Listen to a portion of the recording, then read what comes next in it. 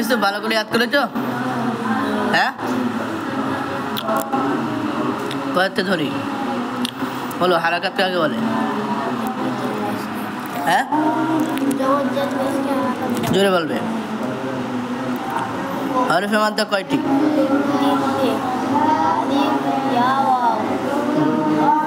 Wow কখন মানতে হবে?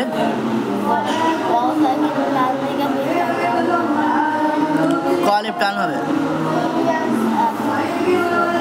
এক আলিফ। হারফে লিন কয়টি? কি কি বলো? আলিফ লিন হয় না?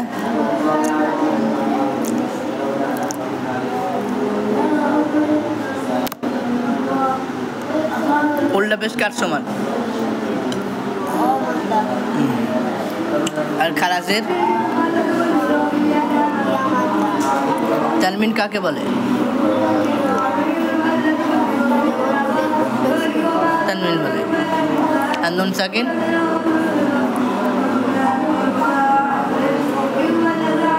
যে নুনের উপরে নুন সাকিনের কটা কায়দা? কি বলো?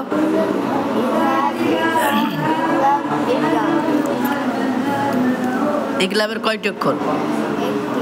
কি? যদি তানমিন নুন সাকিনে পড়ে এ বা আসে তাহলে কেমন করে পড়তে হবে?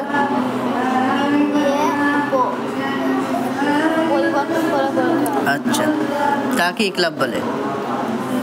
ঈদগামের কয়টি হরফ? ঈদগামের কয়টি হরফ?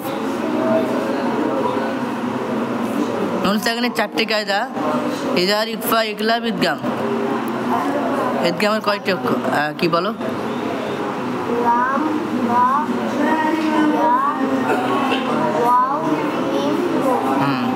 এই 6টি অক্ষরে কি গুণ হবে?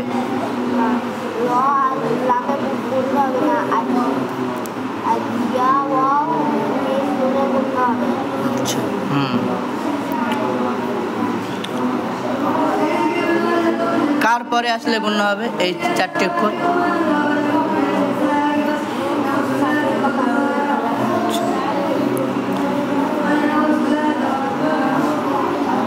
ইজহারের কয়টি অক্ষর? কি কি বলো? এই 6টি অক্ষর আসলে গুণ হবে তো? গুণ হবে? ভালো করে বুঝে বলো। ইজহার, ইজহার। তাহলে তুমি হচ্ছে গুণ হবে। হ্যাঁ, আচ্ছা গেল। র কখন পুর আর বারিক হবে?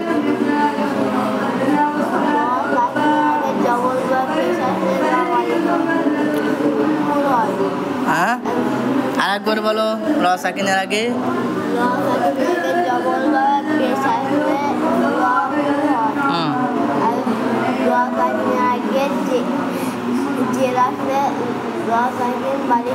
র বারিক হবে। পুরের আওয়াজ কেমন হবে? মোটা হবে, মোটা, গোল মোটা। আর বারিকের আওয়াজ পাতলা। আল্লাহ শব্দ কখন পুর হবে? ওই রয়ের মতো। আর জের আসলে বারিক হয়।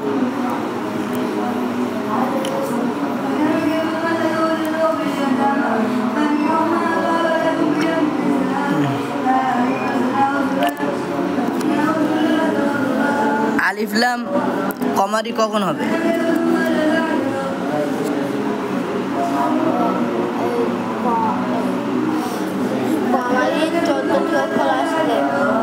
আলিফ লামের পরে যদি আসে,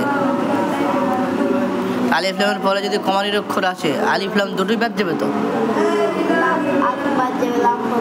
লাম পড়তে হবে। যেরকম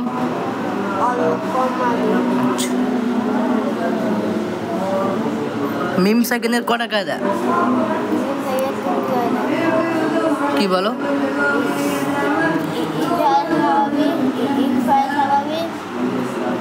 আর ঈদগামী স্বাভাবিক কখন হবে? গুণনা করে পড়তে হবে তো। ঈদগাম মানে তো গুণনা। হ্যাঁ, ঈদগাম মানে গুন্না। আর ইকফা সাফাবি কেমন হবে?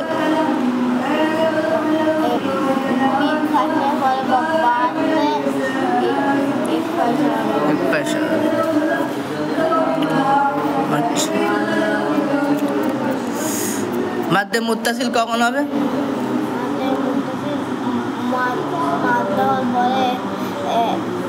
একই শব্দে হামজা আসলে মাদ্দে মুত্তাসিল। ক আলিফ টান হবে? দুই আলিফ পর্যন্ত টান হবে। আচ্ছা,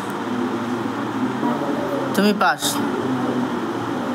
এই ছেলেটি নুরানি কায়দা এক বই থেকে আজকে শোনালো। নুরানি কায়দাতে যত কায়দা কানুন আছে, যত নিয়ম পদ্ধতি আছে কোরআন শরীফ পড়ার জন্য, এই ছোট্ট বাচ্চাটি আজকে এক জায়গায় বসে কোরআনের যত কায়দা কানুন আছে সব আজকে শুনিয়েছে। আলহামদুলিল্লাহ, এর জন্য আমরা সকলে দোয়া করি।